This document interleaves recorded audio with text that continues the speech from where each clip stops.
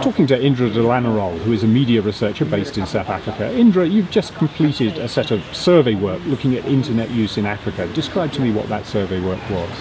So we were working, I'm based here at Wits University, we were working with a research network called Research ICT Africa, who've conducted a number of surveys on telecommunications in Africa.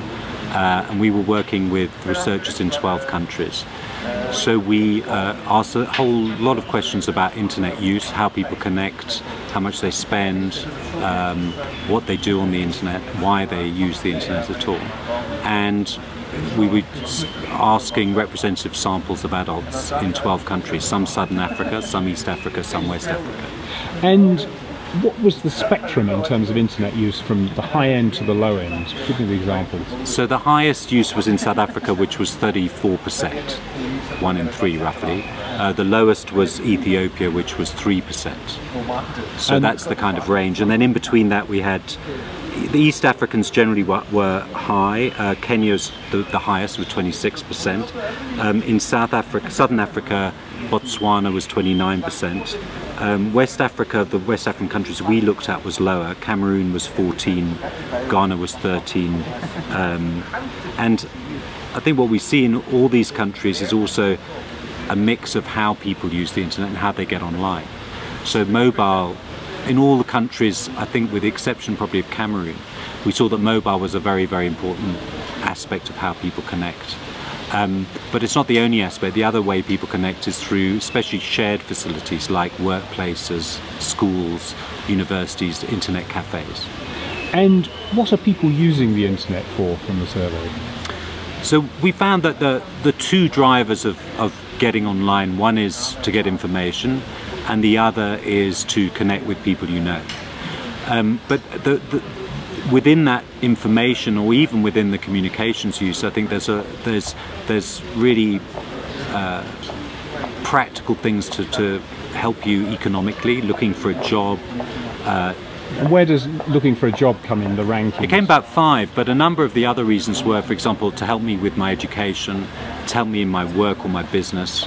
I think it's something you can see if you just travel around. You'll see, I mean, I was in a rural area of Kenya a little while ago.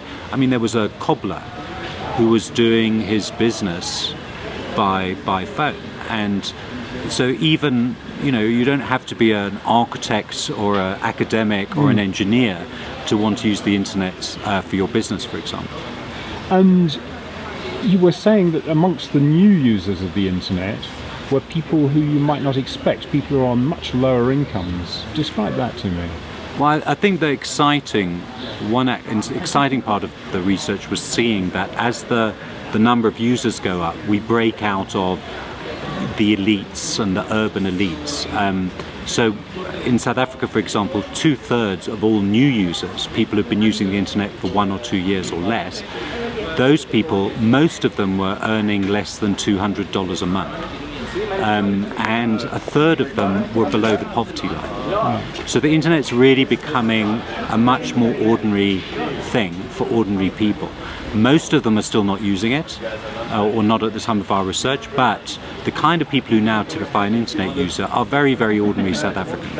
Obviously in some of the other countries which still have lower rates, like Ethiopia would be the other extreme, where on the whole the people using the internet will be urban, probably in Addis, and be quite well off. And what are those poorer people using the internet for, do you think? Well, the number one reason is social network services. So whether that's Facebook, Mixit, those kind of things. One of those brands. Yeah. Okay. And so in the next 3 to 5 years, what do you think is going to happen that will change the internet in Africa? Well, I think that the early adopters of internet in Africa were people who needed to be connected to global communications, whether for information or people. The new users are ordinary Africans. So when the audience base, if you like, or the people who used to be called an audience, the people who interact on the internet, once they become more typical of the societies that they're in, then I think that means a massive shift of what's on the internet, what's useful on the internet. Yeah, and it will localise with that point. Not just localised, I think that's one big factor, is localisation, but the other is maybe indigenisation of language, for example. The ratios of African language content to global language content may change, and I think that the kinds of useful services, the kind of entertainment, all of those things we should expect them to change as that demographic changes. And you were saying earlier that language, you think, plays a significant part in internet adoption at some level.